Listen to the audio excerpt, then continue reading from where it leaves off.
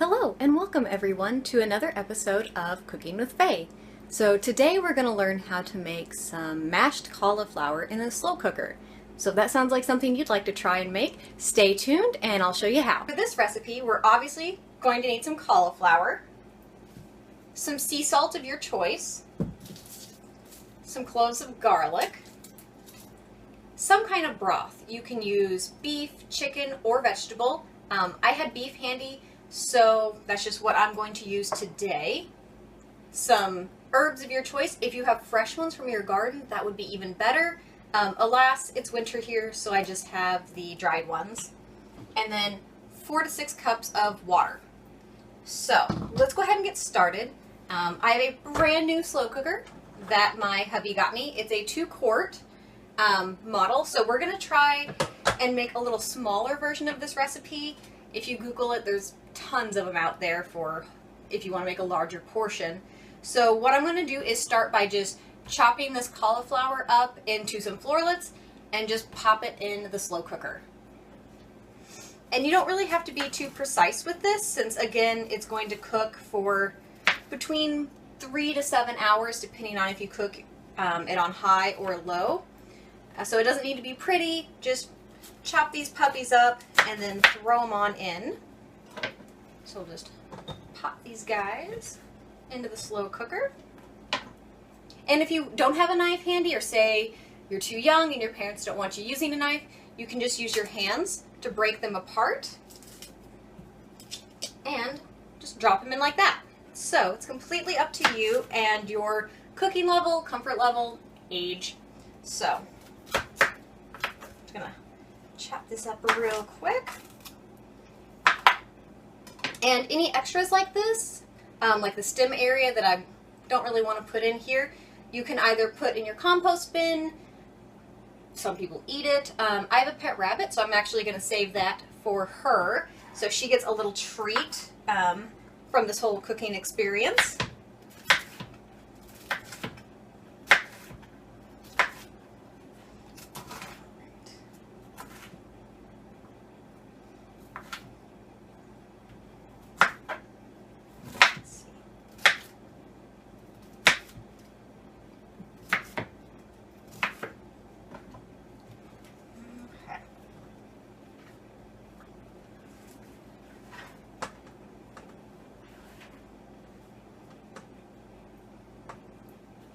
Great. So that's all of my cauliflower in the container, and 2 quarts is probably about as small as you want to go in terms of the size of your crock pot, because that head of cauliflower really filled it all the way to the top. Not sure if you can see that, but we don't really have a lot of wiggle room here. So next what I'm going to do is take between 4 to 6 cloves of garlic, and again, this is organic garlic. You don't have to use it, just what I had lying around. And we want to just cut the ends off. I'll move in a little closer here. So we'll just chop this part off, chop the base off, and then peel this dry skin off. All right.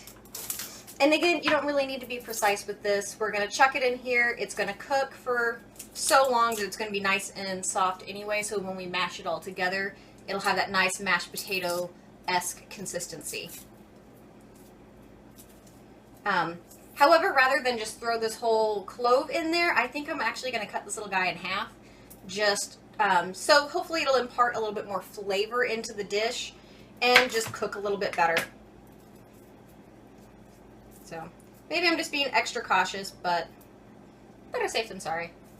Alright, so let's chuck those 2 little guys in there, and then just continue the same thing for the other cloves. And if you have one of those fancy garlic peelers, feel free to just use that instead. If you don't have fresh garlic, the supermarket sells like these little containers where they're already minced for you. Feel free to use that, just whatever you have on hand. Or if you don't like garlic, don't use it. That's the great thing about cooking. Everything can be modified depending on your personal preference, or maybe you have some dietary restrictions, say you're vegan, you're vegetarian, lactose intolerant, like anything with recipes is pretty darn optional, and you can play around with it to quite the extent. All right, so our last clove here. Oh, this little guy was hiding inside. Okay, perfect.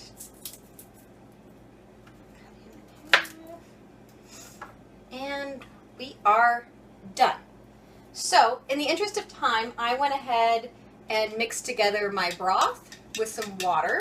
So I'm just going to go ahead and pour a cup of broth into my mixture. And then for dried herbs, you can just season to taste of whatever sounds good to you and suits your palate. If I had fresh herbs, I would have probably gone with some rosemary, thyme, and maybe even some sage to just give it some nice fullness of flavor. But if you don't like those herbs, feel free to substitute for ones you do like. Or you can, again, omit it if you don't like herbs. And then now I'm going to add some salt. Just going to kind of eyeball what looks like a teaspoon and put that in. Again, cooking should be fun. You know, you don't have to be all that exact with it. And again, in the interest of time, I went ahead and took my tea kettle, pardon me, and filled it with 4 cups of water. So I'm just going to pour that in here. No sense in boring you guys and making you watch me fill 4 individual cups. Let's see. And so it looks like 4 cups isn't actually going to fit in this slow cooker. So it looks like it took about 3. So what that means for me is I'm just going to watch this a little bit more closely than if I had put in the full 4 cups. So I'm not going to have as much wiggle room in terms of cooking time. But that's fine. So now I'm going to plug in my slow cooker. Just safety first, I always leave that till last. Pop my lid on. I'm going to turn it on high, and then we're going to check it in, say, 3 hours and see how it's doing.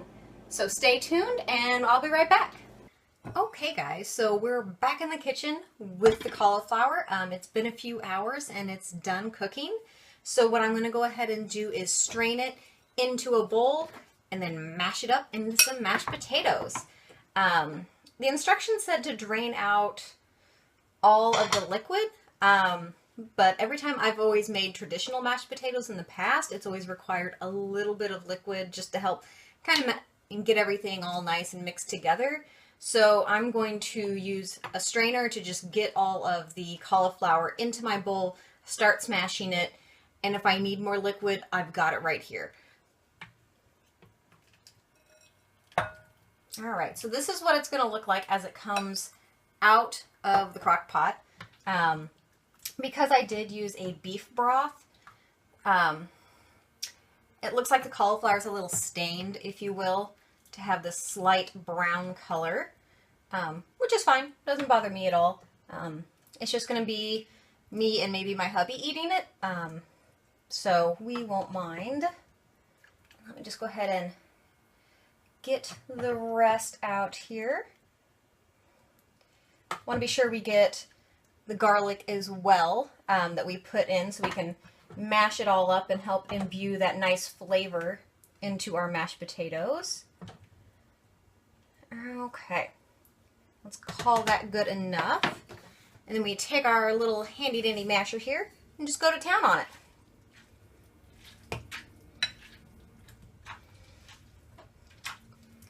If you have a blender, I think this is probably going to be a lot more effective than just standing here smashing the crap out of it.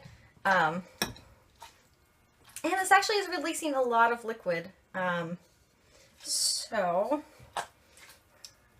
I might not have needed to save all that anyways. Alright. Well, thanks to the crock pot, this is all nice and smooth and is blending up really nicely. So this is probably like the easiest dish I've made in a while. Alright.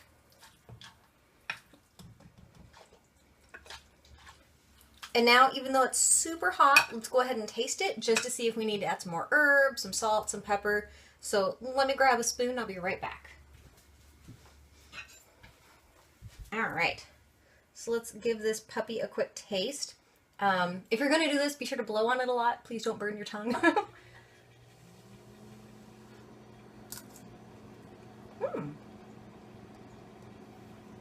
That is actually pretty darn perfect just the way it is.